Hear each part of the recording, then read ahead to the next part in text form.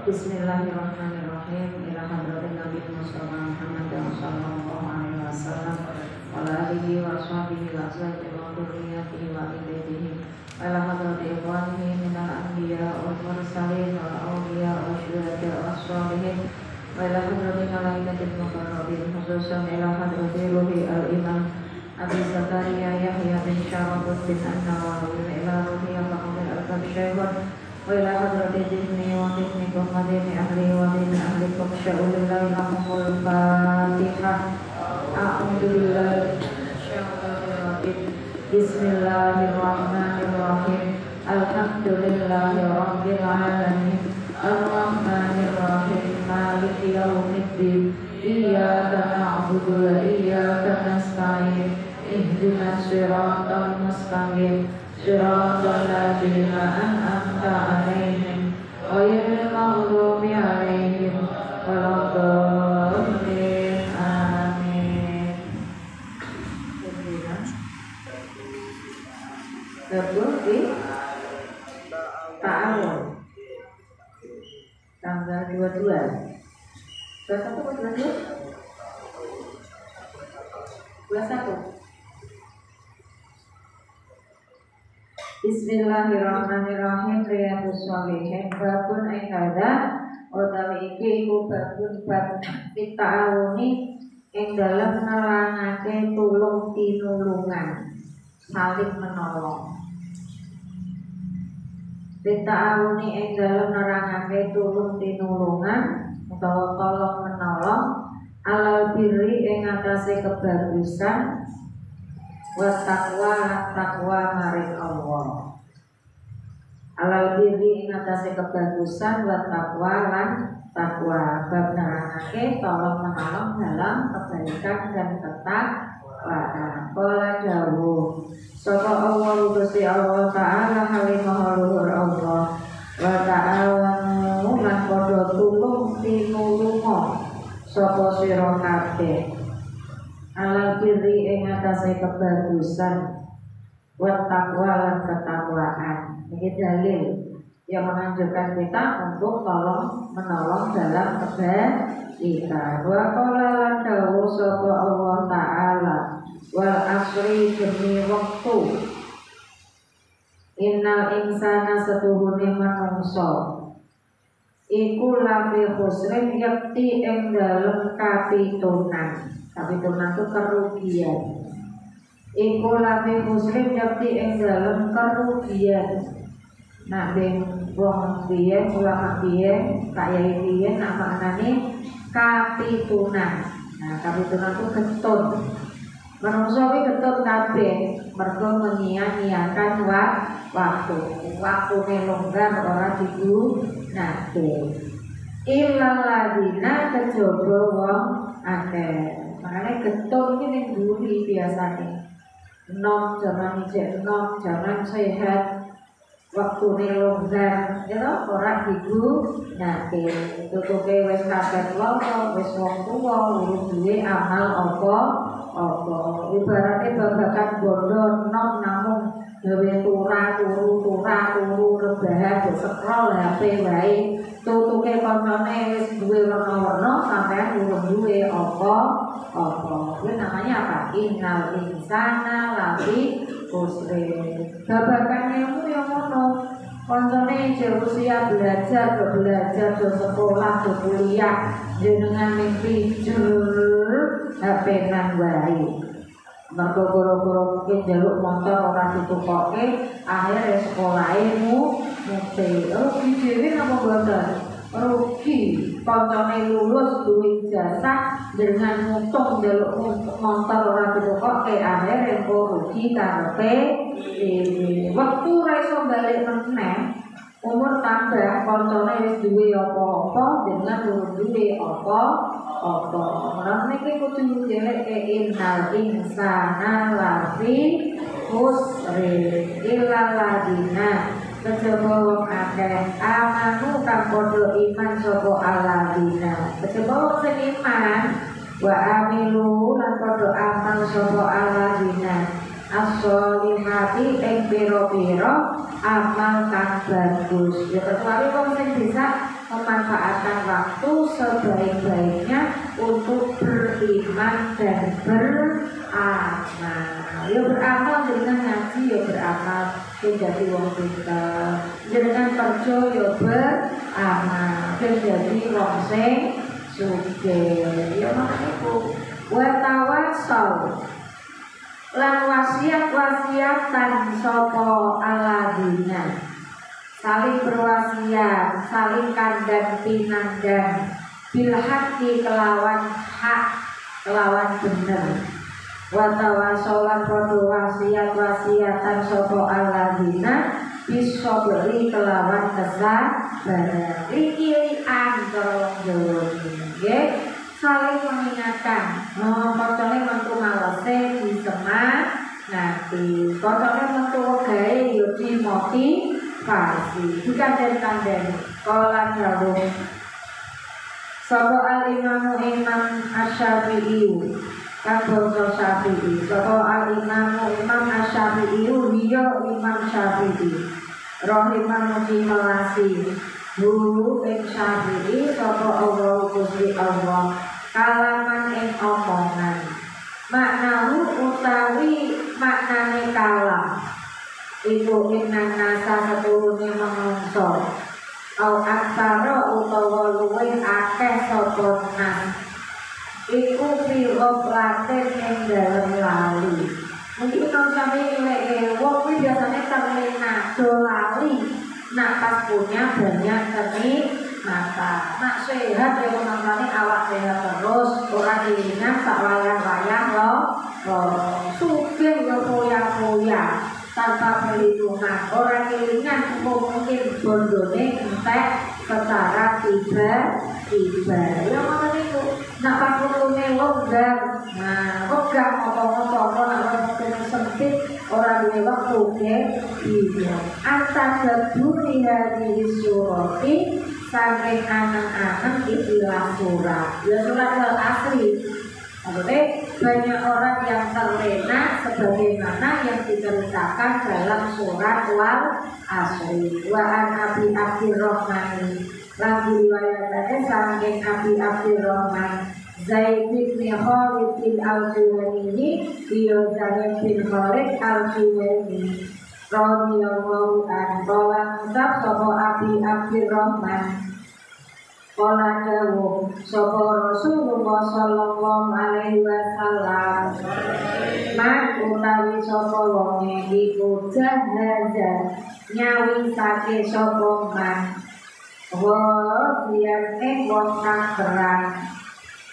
Ana wong kok nyawisake ya nyawisake bekal. Ya wong perang iki ora kudu mandul senjata, ya kudu nggawa bekal. Wong jenenge manungsa ana ngeleh-ngelehi, ana ngerongi. Karena sama dia yo terus nggawa laptop, ampun. Ya kudu duwe bekal kanggo awake, bekal kanggo keluarga. Fi sabilillah ing dalem Allah takut roza monggo teman-teman perang sapa mate nak perang yo judul-judulan kudu mikir resa sangu wa man utawi sapa wong iku kholafa ganti sapa man wa biar ing wong kang perang fi ahlihi ing dalem keluargane man khairin kelawan bagus fakot roza monggo teman-teman perang sapa man mutafakun dan sepakati apa alaihi ing atase hadis. Maksudnya dengan arep lumaku berarti ora perang arep lumaku minimal arep umroh yo aja mikir ketemu dhewe awake dhewe semakin mangkat umroh gowo samu ora mikir keluarga sing omah yo ngono kuwi minimal jenengan arep jaro bosan dino keluarga sing ning omah ya kudu dipikirke oke anakku bojoku tak tinggal rong dino arep jaro tekan kedino misalkan yo kudu ana panganan sing ning omah minimal ana sego ana lawon bismillahirrahmanirrahim wa an abi niku Sa'idin al-Khudri radhiyallahu anhu apa anna Rasulullah seluruhni Rasulullah sallallahu alaihi wasallam iku bahasa ngutus sapa Rasul baksan ing utusan ila baliyana maring Bani Lihyan min Hudailin saking kabilah Hudail makola kulika sapa Nabi liyan bais becek budal perang sapa kaya niku liyan bais becek budal perang berangkatlah perang min kulli rajulaini saking saben-saben wong lanang loro sapa ahaduma utawi salah sijine rajulaini wal ajru utawi ganjarane iku bainahuma ing dalem antarane rajulaini maksudnya aja perang kabeh nek ning omah ki ana wong lanang loro aja perang kabeh sing perang siji sing siji jaga omah makane keluarga kadang ngoten sing kerja golek gawean ning jaba kuwi pae mae sing ning omah lha sing ning omah ya padha entuk ganjarane pokoknya nak babakan keluarga sing entuk ganjaran ora kena wong lanang sing tentu kerja nang gawe boten ibu-ibu ning omah niku yo diitung nyambut malah gaweane ibu kali bapak-bapak jam kerjane akeh ibu bapak-bapak mangkat jam itu tekan omah jam 5 ya toh biasane tapi nek ibu-ibu muncul sama ibu apa mboten kira-kira muncul jam kerjane awet juga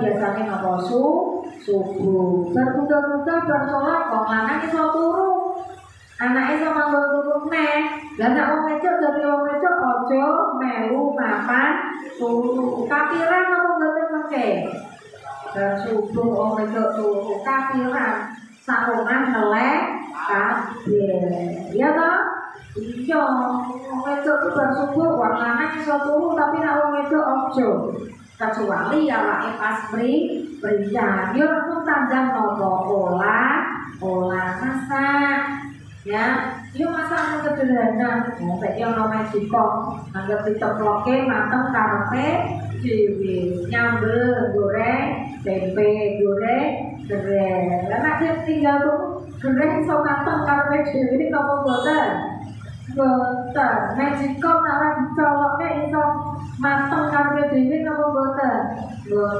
kudu olah olah apa ngadusi bunta umbah sangat pirang-pirang nanti kok begini lho pakne balik kerja jam 5 mae ibu yo olah-olah meneh kok bengi sithik napa tebak yo wedok arep makan turu kamar kae bisa kondisi ditebali yen ora ngerep mergo turu nak ngerep yo rasane ora enak niki jadi ini dalam prinsip keluarga pun sing kerja karo sing ning omah ganjarane padha. Bismillahirrahmanirrahim.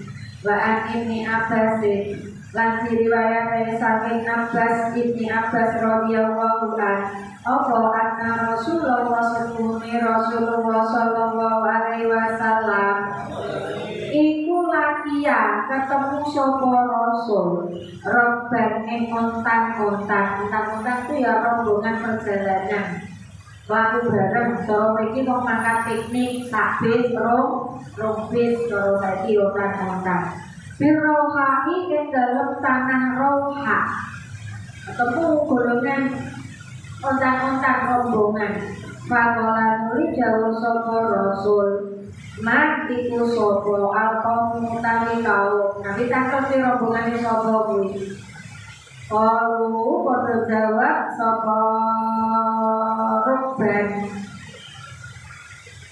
dikawani nabi al-muslimuna hiya iku wong Islam nabi iki rombongane wong Islam wa qalu nuli ngucapne sapa Ruknan Man iku sapa anta utawi sira. Berarti orang ngerti nek sing takoki mau sapa Kanjeng Nabi. Kola ngucap utawa jawab sapa Rasul. Rasulullah ya iku Rasulullah. Lalu ya biyen rumus HP, rumus foto ngerti ana utusane Allah jenenge Muhammad. Tapi urung tau ngerti wonge uga apal wae jare mau ditakoni malah genti toko takon jenengan sinten malah ditakoni lha jenengan sinten biasa ngoten nggih ya ora jenengan iki nomor tamu assalamualaikum waalaikumsalam sinten niku kula sinten yo kula nah takoni sinten niku yo aja kula sebutke jeneng sinten niku begini yo sinten niku kula nek ana tentu yo wis ora tak terus yo takoni sinten niku gak kula sinten niku begini ngoten to. Dan iki sami yen berturun apa ana foto namung kenal jeneng ora kenal rupa. Farofa nulinangkan ilaihi maring Rasul sapa imro'atun wong lanang sobiyan ing bocah cilik. Lah ngerti nek Rasulullah terus ana wong wedok sing ning melu rombongan iki wau terus ngangkat anake. Nah ujunge anake sing digendong diangkat dipamerke Rasulullah. Faqalat nuli ngucap sapa imro'ah alihada dadi rombongan mau rombongan wong meh mangkat haji alihada ana ta iku keduwe sobi alihada ana ta iku keduwe sobi hajun utawi haji kang sah hajun utawi haji kang sah berarti mongki rombongane rombongan wong meh mangkat haji. Delale ana wong wedok arep mangkat haji ngejak anak cilik. Matur Nabi niki anake kula jak haji, hajine sah napa mboten? Kala jawab sapa Nabi. Naam ya sah. Berarti napa? Cah cilik hajine tetep sah, tapi belum menggugurkan kewajiban. Sesuk nak wis balik ya tetep wajib haji. Walaki lan iku keduwe sira wadon ajrun utawi ganjaran sah. Malah awakmu bu entuk ganjaran dobel. Mergo cah cilik haji ora mungkin mlaku dhewe, mesti digendong wong tuwane. Mulakno jenengan melu entuk ganjaran loro. Siji ganjarane jenengan, ping pindhone ganjarane anake jenengan. Rawang riwayatake hu ing hadis sapa Muslimun Imam Muslim. Wa an Abi Musa al-Asy'ari lan saking Abi Musa al-Asy'ari radhiyallahu anin Nabi saking Nabi sallallahu alaihi wasallam annahu setuhune Nabi iku kala dawuh sapa Nabi al-khazinu utawi wong kang reksa. Reksa ki nek cara saiki penjaga. Nah saiki napa satpam gitu, penjaga, polisi, ya penjaga ya. Al-khazinu utawi wong kang ngreksa utawi penjaga, al-muslimu kang muslim, al-aminu kang kena dipercaya. Ana satpam, ana polisi, ya pokoknya penjaga keamanan kok muslim tur iso dipercaya. Alladzi yungfizu kang lestarekake sapa khazin ma ing perkara. Nglestarekake itu maksudnya melaksanakan tugasnya. Umira kang diperintah sapa khazin bihi kelawan ma. Ana wong kok kon kerja dilaksanakan sesuai dengan aturannya, fayukti nuli aweh apa niku hu napa hi fayuti nuli aweh sapa khazin hi ing ma kamilan hale sempurna utawa utuh kamilan kale sempurna utawa utuh muwaffaron tur kang den muwaffaran tur hale den sempurnaake thayyibatan kang bagus sop apa bihi kelawan ma apa nafsuhu nafsune khazin fayat fa'u nuli aweh sapa khazin hu ing ma ilal ladzi maring wong umira kang diperintah sapa khazin lahu maring aladzi bihi kelawan ma iku ahadul mutasaddiqina salah sijine wong kang agawe sedekah loro dikina apa sedekah ini iku ahadul mutasaddiqaini salah sijine wong kang agawe sedekah loro mutafakun ana wong kerja lah kok jujur ya padha wae pekerjane ya entuk ganjaran sing napa sing aweh kerja ya melu entuk ganjaran mutafakun den sepakati apa alaihi ing atase hadis wa fi riwayatin lan iku ing dalem riwayat alladzi yu'ti utawi lafat alladzi yu'ti kang aweh sapa khazin ma ing perkara umira kang den perintah sapa khazin bihi kelawan ma wadhabatulan planggeri sapa al muhaddisun ki wong kang ahli hadis al mutasaddiqaini ing lafal mutasaddiqaini bi fathil qafi kelawan diwaca fathah qafi ora mutasaddiqin tapi mutasaddiqain ma'a kasrin nuni sertane kasroh nune alat tasniyati nuduhake makna tasniyah mutasaddiqah ini karena tasniyah wa aksihi lan sewalee fathil qaf alal jam'i ing atase nuduhake jamak mergo nek diwaca mutasaddiqin kuwi jamak tapi nek diwaca mutasaddiqain kuwi tasniyah wa kilahuma utawi karo-karone mutasaddiqah ini utawa bi fathil qafi ma'a kasrin iku sahihun sahih wallahu a'lam bisawab wal khata